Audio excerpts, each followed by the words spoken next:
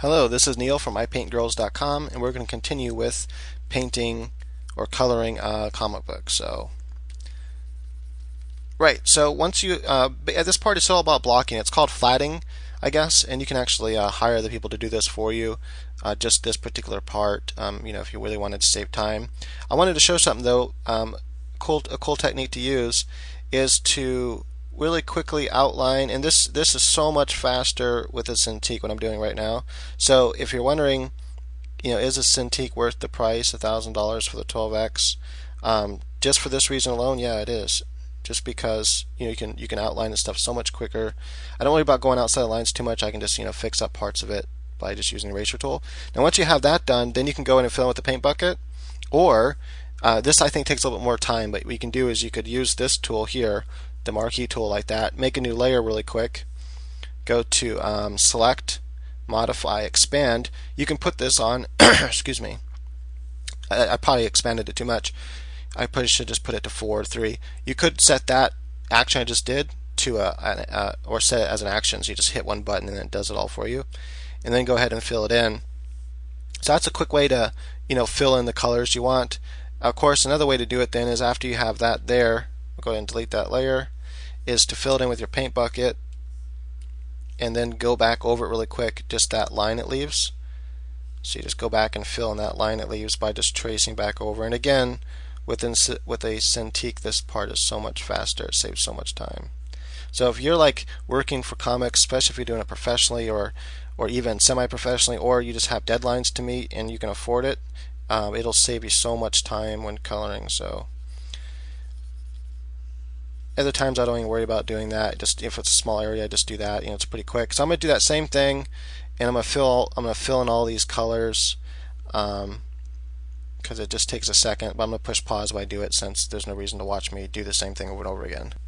Right, that's the stage after I fill in, flattening it in. I then look at the different, I look at the outline, the outer edges, and make sure I didn't go outside the lines too much anywhere. And I just go ahead and fix that if I did with the eraser tool. But everything looks good. So, right, the next thing I do is make another layer. Lately I've just been doing it on this same layer, but it's probably a good idea to go to make another layer. You can right click on that layer, and your layer properties, I'm going to change it to violet just so I know that that layer is shadow. Then I grab my shadow tool and I kind of use the same kind of shading technique that is used in manga or anime, rather. I mean, it is used in some manga too, but it's mainly a technique used in anime. So you just use a hard pen brush in this case, what I call my pen brush. Again, it's a brush that only the size is set to opacity, nothing else. A hard brush. That way it works like a paintbrush or something. The harder you push, the thicker the line, but it stays nice and crisp. So this part here, it's really just, you got to think about where light and shadow might be hitting, and it doesn't have to be perfect, just to convey the idea of light and shadow. That's all I use it for. So most of this I might even leave, but I want a little bit of it like that to be hit with light, just to add some variation. Most of that side there will be hit with this. And so I do that same thing, with all the different things, the skin and stuff. And also it's good, you can use this stage to define some shapes. So, because there's some shapes that you might want to find that aren't quite defined. And so you can use the shading technique to define some shapes. So it works. For the face, I'm just going to have this part in shadow, and then some of the hair, some of the eye right there, some of the face jaw, to kind of add some shape to the face there. You can also add little highlights if you wanted to. Alright, I'm going to push pause while I finish this because it's, like I said, repetitive again. Okay, I wanted to show this really quick. On the base layer, if you hold down the Control key and then click right here in this little square, it puts the marquee around it, then hit Ctrl H, which is a technique I do show, and it's one in another video, and it is definitely worth using. I'm going to try using this dark red. Oh, man, I had the thing set on. I'll just go ahead and actually backstep, and it should be there again. Let me go to Ctrl H to make sure. Okay, cool. So Ctrl H just hides the marquee, but it's still there. And then I can go ahead and I don't have to worry about going outside the lines. See, I can paint outside the lines, and it just quick way when you're doing, when you're shadowing certain things to save time. So definitely worth using that technique there. Right, and then I'm going to use this kind of lighter brush with a soft brush, and just want to add a little bit of light to that part. So we're almost done now. After you have all this done, then go to your lines layer, and I noticed that her eyes are really dark, and it's too small of a panel and she's too small to worry about putting any color into her eyes, but I could do some highlights into the eye like that. That looks cool. And I could maybe add a little color to eyes, but I don't feel like it. So then I'm going to go to lock transparency layer. I actually already had that on, but I'll click it again there. Lock the transparency layer. I'm going to choose a dark color for most of the lines on her. And this what the lock transparency layer allows me to do is just color the lines and nothing else.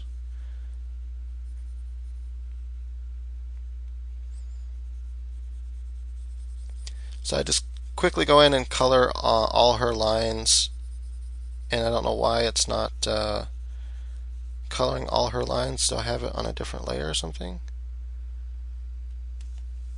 I must have messed up before because I had to pause the video and re-record. Oh, see, this is the Ctrl-H thing. I forget about this sometimes. That was still on, so that's the problem. I just got to turn off the marquee there. Now painting the lines will be fine. Okay, so make sure you always remember to hit Ctrl-H again, or if you ever, you'll probably, like me, you'll probably forget a lot, and then you'll even forget, why is it acting so weird? Why can't I paint over my lines, or whatever it is you're doing? And just remember, if something seems weird like that, to go and check, make sure you have your marquees on. I'd hit Ctrl-H to make sure it's not on. Then I got to go back in with black. Okay, I guess I didn't select the color, and just want to turn some of those lines black. Then I'm going to use this light color, and this is going to be on the side where the light's hitting. Except I didn't want it to be on those parts, just on that line there. Normally I have her lines on a separate layer. In Illustrator I do the characters and everything on a separate layer, but anyway, this time I didn't do that. Okay, so now I got the lines pretty much done. I need to fill that in, and probably use a smaller brush because that's got to get that perfect. Then I use a soft brush, and just to hit some of the lines where they don't go all the way through, like that, because I just want some of those lines to show up. Let's see here. I want that one to be dark. I could go in and change other line colors, like I could choose this kind of darker color. You can't see what I'm choosing, it's on the other screen, but it's just a darker color. And then I can just fill in, for her pants. Anyway, so that's that part. That part's done. Now I can pretty much call it done just about. We're almost finished. Now I can add in some highlights, so I'm going to go back to this layer here. Doesn't really matter what layer you do it on. And you can make separate layers. I just want to add a little bit of highlight shine like that. Then I can go pick my color dodge brush. You can see the settings up there using a soft big brush. And I'm going to merge that down actually, so I hit all the layers. And I use this just to add a little bit of light, to where it's coming from. And I kind of purposely go over the shadows. That way it kind of adds some variation. Right, I probably add a little too much there. Maybe I can add a little bit of red. I can go back in with another color if I wanted to. Now, since she's in the dark, I need to kind of simulate that she's in the dark. And so what I'll do is hold down the Control key, click on her layer to put the outlines around it. I can hit Control-H if I want to hide it. Then I can make a copy of her, and I can set her to multiply. And then I can go to Image, Adjustments, Hue and Saturation. I have to drag this over here. Man, I'm almost out of time. That's okay. I'm going to go to Colorize, and I'm going to set the lighting down a bit. I want to go till I see kind of a blue color down here, kind of a blue-purple. Turn the lighting up a bit like that. Saturation up a bit. And that just kind of changes all of her colors. And then I can turn the opacity down here. That kind of changed all the colors to kind of make her fit like she's in the dark. And that's pretty much it. And that's how that's the process I use for coloring comic books. It just saves a lot of time. I could do a panel in maybe 20 minutes or less, because I'm not having to talk. And it just saves a lot of time. So definitely use these coloring techniques if you want. You don't have to do this method. This is just the method I use. And then finally, I go to my borders layer, and then I select it with the magic wand tool. Inside of it, select, and I inverse.